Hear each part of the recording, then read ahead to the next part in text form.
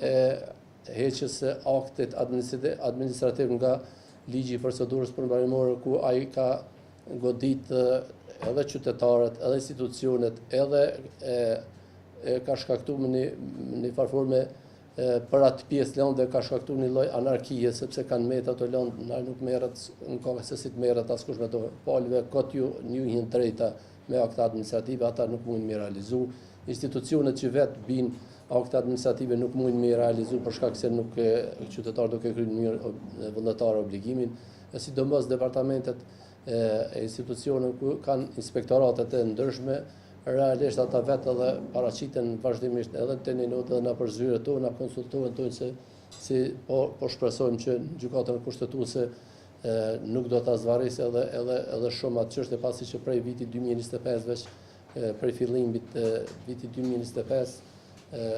neve që kemi quajtur edhe komentet tona së bashku me Këshillin Gjyqësor për çështje që ajo dispozit duhet të kthehet edhe ato dispozita me të cilën janë fshirë aktet administrative duhet të kthehen prapë si dokument përmbarues, sepse ato drejtat, një drejt që nuk mund të realizohet